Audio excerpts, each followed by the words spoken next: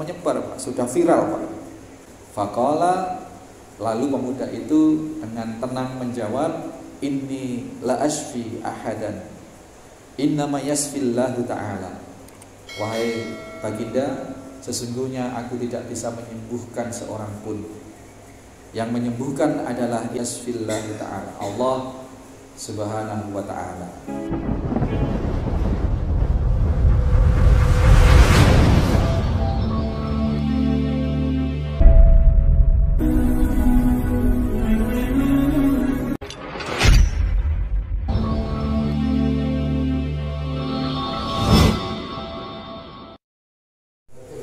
Bismillahirrahmanirrahim. Assalamualaikum warahmatullahi wabarakatuh. Ma'asyiral muslimin rahimani wa rahimakumullah, jamaah salat subuh musalla al-hikmah. Sihir itu tidaklah memberikan manfaat dan tidaklah memberi mudarat illa biidznillah. Ini kunci buat kita semua, Pak. Meskipun hebatnya ilmu santet, hebatnya tenung, hebatnya jengges dimanapun, itu kalau Allah tidak berkehendak masuk, sihir itu tidak akan masuk. Maka di dalam melindungi diri dari segala bentuk ancaman sihir, kita cukup bertauhid kepada Allah dan mengikuti petunjuk-petunjuk Allah. Di antaranya adalah membentengi diri dengan keimanan tadi, dan spesifiknya adalah membaca, mengamalkan surat-surat perlindungan seperti Al-Falaq dan An-Nas. Ini sihir. Seberapapun hebat tukang sihir, apabila Allah tidak menghendaki ilmunya itu terjadi, ya tidak terjadi. Maka di dalam menangkal, di dalam menyembuhkan, mengobati sihir, kita minta kepada Allah Subhanahu wa ta'ala.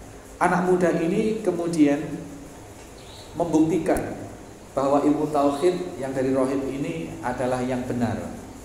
Maka semakin mantaplah dia dengan ketauhidan, dan dia mengingkari ilmu-ilmu yang dari tukang sihir, ilmu-ilmu kekufuran. Maka dia datang kepada gurunya, kepada rohib, dan menceritakannya. Dan rohib seketika mengatakan bahwa, wahai anakku, sesungguhnya engkau telah memiliki fadilah yang melebihi dariku. Tukang rohib ini, pendeta atau apa ini, ahli ibadah dan ahli ilmu ini mempersaksikan bahwa di saat itu, hari itu, dengan peristiwa itu di mana seorang ini berdoa sekali, maka dia bisa mendapatkan manfaat yang sedemikian besar. Maka rohib ini mengakui bahwa, anak ini, engkau sedang mendapatkan sesuatu keistimewaan yang lebih dariku, sudah melebihi gurunya. Nah kemudian dia berpesan, suatu saat kalau engkau mendapati cobaan, ujian, maka jangan sebut namaku, jangan kau tunjukkan aku adalah gurumu. Kemarin kita paparkan demikian. Ujian ini ada dua opsi, Pak. Ada dua kemungkinan. Ujian ini ada dua kemungkinan. Yang pertama, ujian kebaikan berupa ketenaran, berupa kekayaan, berupa kemewahan. Karena anak ini selain doanya dikabulkan dan bisa membunuh binatang yang sangat besar tadi itu, wa kanal gulamu yubriul akmah. Kemudian ini yang kita sebut bahwa pemuda itu kemudian bisa menyembuhkan sakit buta dari lahir. Wal abrasa adalah penyakit kulit yang ganas, kusta. Wa yudawin nas min sairil adwa. Jadi dan penyakit-penyakit lain yang jamak diderita oleh manusia. Dan kemudian sampai di sini yang tempo hari, wasami ajalisun lil maliki Berita ini kemudian didengar oleh salah seorang penasehat raja. Raja yang sama. Jadi raja itu punya banyak penasehat atau mungkin menteri atau apalah, dewan pertimbangan atau apa. Nah, salah satu penasehat raja ini ada yang buta. Ada yang buta. Dan ini mendengar. Setelah masyhur mendengar. Wasami ajali sulil maliki kana qada amiya fa'atahu bihadaya katsira. Kemudian orang penasehat raja yang buta ini mendatangi pemuda tersebut dan bihadaya dengan hadiah-hadiah katsiratin yang sangat banyak, dengan hadiah-hadiah yang sangat besar. Karena dengar seorang pemuda bisa menyembuhkan buta, maka dia membawa hadiah banyak lalu datang. Apa istilahnya? Datang yang seperti ini apa Pak? Nyabis bukan ya? Datang, kemudian faqalu, dia berkata, orang ini tadi penasehat raja ini tadi, maha hunalaka ajma'u.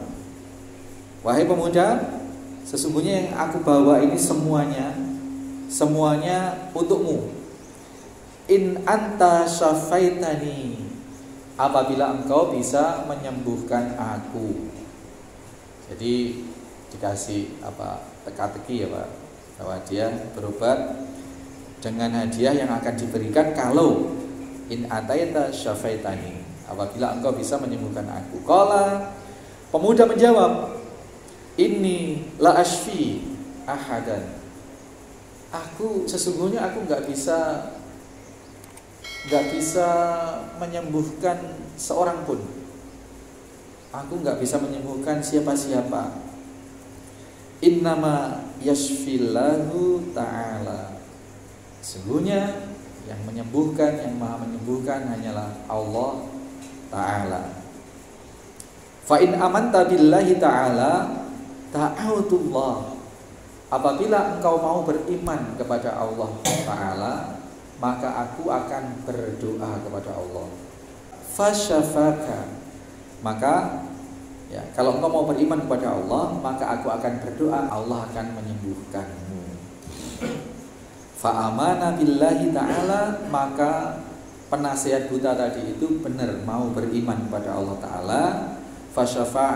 Fasyafahullah, maka Allah menyembuhkan. Masya Allah ya, lantaran didoakan oleh pemuda tadi dengan syarat harus mau beriman, maka Allah menyembuhkan orang penasihat raja yang buta ini. Fasafahullah ta'ala. Fa'atal malika, kemudian orang penasihat ini datang kepada raja, masuk kerja seperti biasa Pak. Fajalisa ilaihi, dan duduk ngantor lah Pak, ngantor, duduk bersama raja di kerajaan. Kama kana yajlisu, sebagaimana biasa hari-hari dia kemarin-kemarin ya. Faqala lahul malik, melihat kondisi yang sekarang tidak buta, maka raja ini berkata, Marradda alaik basyarak, siapa yang mengembalikan penglihatanmu? Aneh ya, jadi dari kemarin-kemarin buta, nggak buta ditanya, tanyaannya ya normatif biasa. Loh, siapa yang menyembuhkanmu? Qala, dijawab apa Pak? Karena dia sudah beriman sekarang. Jawabannya adalah Rabbi, yang menyembuhkanku adalah Rabbku, Tuhanku. Raja kaget Pak. Qala walaka Rabbu ghairi. Hai, apakah engkau punya Rabb selain aku? Kebiasaan raja-raja lalim zaman dulu itu kok seperti itu Pak. Fir'aun mengaku sebagai raja, mengaku sebagai Rabb, Tuhan. Ini juga yang tidak diceritakan siapa nama raja di zaman kapan, yang pasti jauh sebelum zaman Nabi Shallallahu Alaihi Wasallam juga cenderung menganggap dia itu Rabb. Rabb itu maknanya adalah pengampu, pengatur, pemberi kesejahteraan, ya, pelindung, yang menghidupkan, yang mematikan, yang memelihara, yang mengasuh. itu Rob. Maka pengasuh pondok atau apa itu sering disebut dengan Murabbi, pengasuh. Rob. Nah, ini bermakna juga adalah ilah, adalah Tuhan. Tuhan yang dimaksud oleh raja ini. Ketika seseorang ditanya siapa yang menyembuhkanmu, yang menyembuhkan adalah Robbi.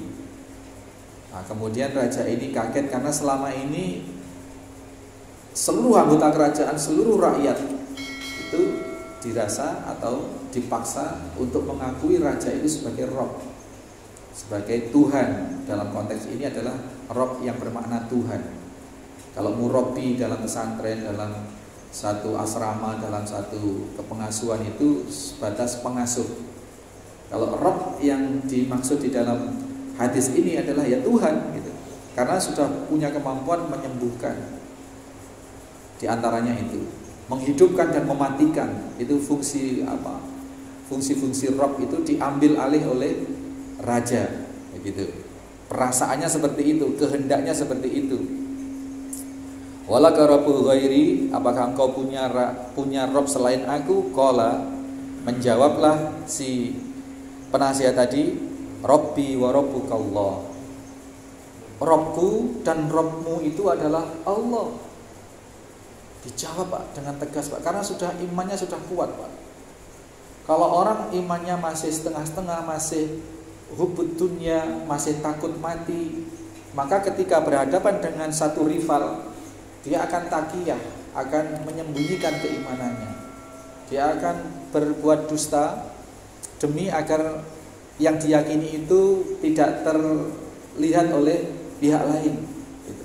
Tetapi ini menunjukkan iman seorang penasihat tadi itu yang sudah didoakan dan sembuh oleh Allah, didoakan oleh pemuda tadi itu, imannya sudah sedemikian kuat. Sudah tidak ada rasa takut lagi, kecuali takut hanya kepada Allah.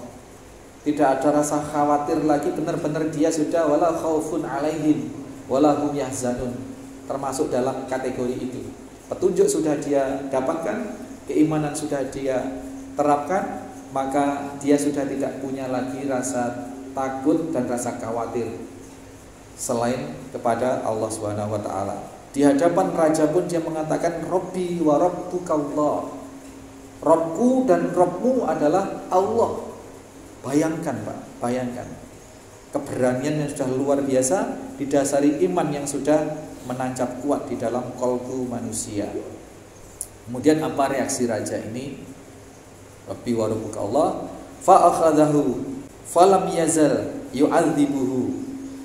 Kemudian penasihat ini raja memenjarakannya dan kemudian disiksa terus di dalam penjara itu ya, disiksa terus akibat dia tidak mau mengakui raja tersebut sebagai Rob. Dia kekeh memegang agama tauhid yang sudah dia yakini, hatta dalla adal gulam. Disiksa Pak, tetap tidak mau meninggalkan agamanya, tetap gitu ya, kekeh, tidak mau lagi murtad begitu. Nah, tetapi kemudian disiksa dia mengaku. Ya, dalam siksaan itu pasti interogasinya macam-macam. Di antaranya, sopo sing ngajari kon seperti ini? Kemarin loh kamu nggak seperti ini, kurang lebih seperti itu. Maka diusut, ketemulah ternyata dia beriman lantaran seorang pemuda yang dipiara oleh negara sebenarnya, dipiara oleh kerajaan yang dikader untuk menjadi penerus tukang sihir itu. Nah, dia ungkap pemuda, kemudian faji'a bil hulam, kemudian mendatangkanlah raja itu pemuda tersebut, dipanggil, didatangkan, faqala lahul Malik, maka berkata kepada pemuda tersebut raja ini dengan perkataannya sangat lembut karena ini digadang-gadang jadi kader yang baik. Maka dikasihilah, selama ini dikasih pemuda ini oleh raja itu.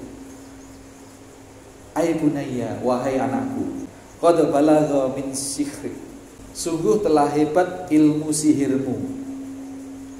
Karena sudah dapat informasi yang menyembuhkan tadi yang menjadikan dia bertauhid, yang menyembuhkan butanya tadi, pemuda tersebut. Maka pemuda dipanggil dan dipuji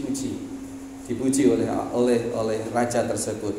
Ma tubriul akmah, sehingga engkau bisa menyembuhkan, mengobati orang yang buta, wal abrasa, dan orang yang punya penyakit kusta. Berita ini telah menyebar, Pak, sudah viral, Pak. Wa taf'alu, dan kamu bisa melakukan ini, bisa melakukan itu, bisa mengerjakan penyembuhan ini, bisa mengerjakan penyembuhan itu. Kehebatanmu sangat beragam, sangat banyak. Ini ya. Faqala, lalu pemuda itu dengan tenang menjawab, inni la ashfi ahadan, innama yasfillahu ta'ala. Wahai baginda, sesungguhnya aku tidak bisa menyembuhkan seorang pun.